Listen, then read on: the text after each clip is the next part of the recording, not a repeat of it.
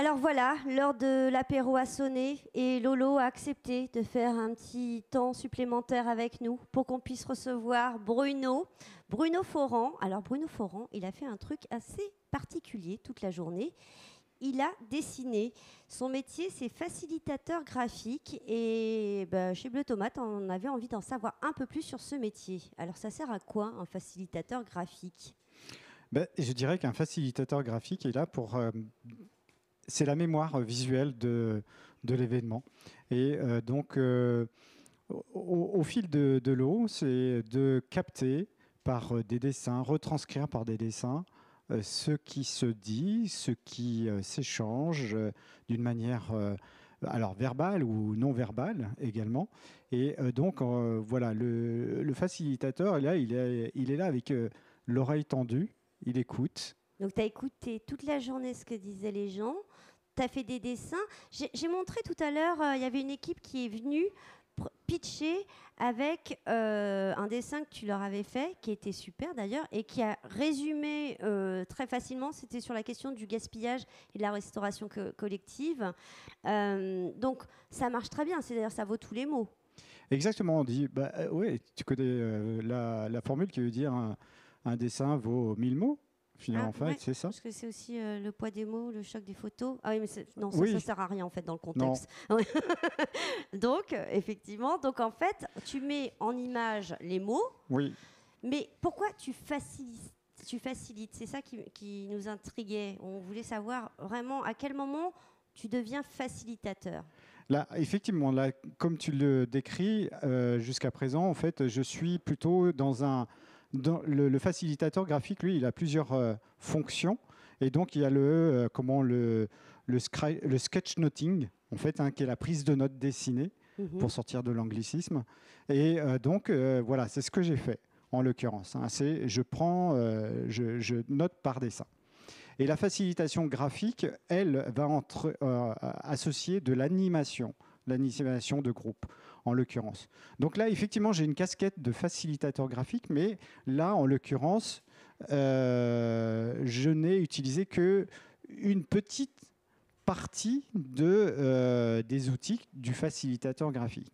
Ceci dit, pour tout à l'heure, il y a un groupe, justement, le même groupe qui, justement, voulait... Sur la restauration collective. Sur la restauration collective et qui veut lutter contre la précarité alimentaire des étudiants. Ouais. Et là, en l'occurrence, au fil de l'eau, ils étaient en train de scénariser leur pitch, justement, pour le filmer.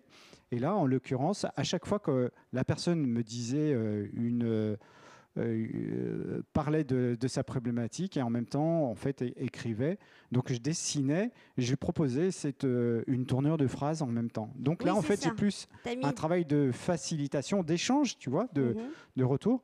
Et là, en fait, voilà, c'est ça, en fait. On anime un échange. Il faut dire aussi que dans cette équipe, il y a Marine qui est très bavarde. Et donc, en fait, tu as raccourci, hein, c'est ça, le discours de Marine. On t'a vu venir, Bruno, avec ton dessin tout à l'heure. On s'est dit, mais pourquoi Marine, elle voulait nous expliquer? Non. Alors... Laurent, on coupera ça tout à l'heure. Parce que t'es un petit peu mélangé les pinceaux. La facilitation graphique. Alors, ok. Donc, facilitateur graphique, au quotidien, ton métier, tu le fais comment? Tu travailles dans des entreprises, des institutions, des événements comment ça se pratique, ce métier? Tu as tout dit, finalement, en fait. Voilà, exactement.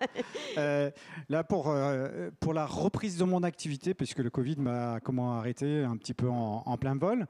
Donc, pour la reprise de mon activité, j'ai été appelé, par exemple, par la Chambre de commerce et de l'industrie de Marseille-Aix pour la plateforme des vœux, où en fait il y avait Julia de Funès et puis un économiste qui intervenait, qui échangeait à distance. Et moi j'étais là devant la régie, câblé avec mon iPad pour sketchnoter ce qui se disait, tout simplement. Donc c'est ce que tu vas faire là, c'est ça, hein, Bruno? Tu vas nous sketchnoter là? Non, c'est pas ça non, que tu vas là faire. En l'occurrence, je vais peut-être retranscrire. On a lancé un défi à Bruno, c'est qu'il va devoir parler et dessiner en même temps sur le plateau. Donc on va essayer.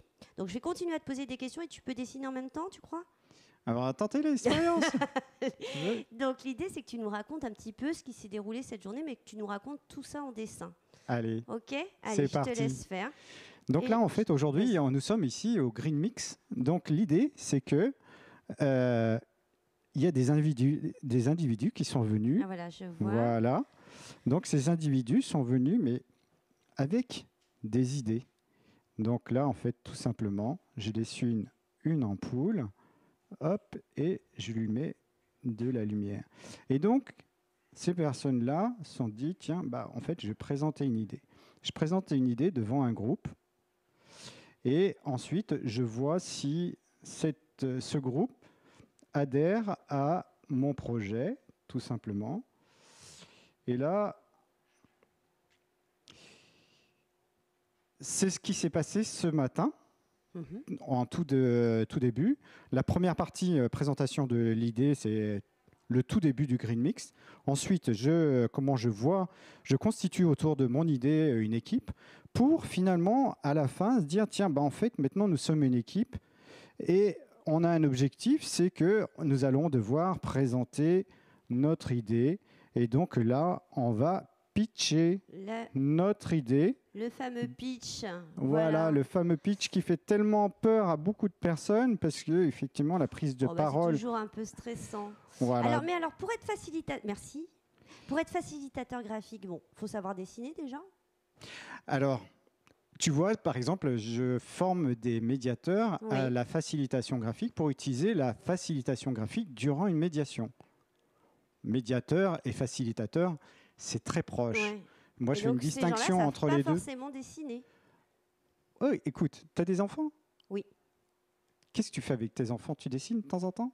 Alors, si tu veux, Axel, il a 17 ans. Il n'a pas trop envie de dessiner avec sa maman, mais je peux lui reproposer. C'est une bonne idée. Alors, moi, je suis nulle en dessin. Mais plus jeune, en fait. Quand il était plus jeune, tu dessinais volontiers avec lui. Ouais, donc moi, en fait, quand je forme des personnes à la facilitation graphique, le prérequis, c'est celui-ci, savoir dessiner comme un enfant. Parce que finalement, en fait, comme tu as pu voir, en fait, là, le dessin tel que je l'ai fait est... Ok, on peut dire qu'il est simple, mais il fonctionne. Je suis sûre que j'essaye, ça ne marche pas du tout de la même façon. Mais alors... il faut quoi comme qualité? Tu me dis, il faut savoir dessiner comme un enfant. La première qualité, je dirais qu'à la limite, c'est pas tellement de savoir dessiner, c'est de savoir dessiner comme un enfant, suffit. Mais surtout, c'est de savoir écouter. Okay. Savoir écouter, parce que finalement, en fait, là, c'est un moyen de reformulation, finalement, qui est proposé. Et après, c'est... Donc, il faut savoir écouter et synthétiser. La première qualité, effectivement, écouter. Après, c'est structurer dans sa tête comment, en fait, je vais dessiner.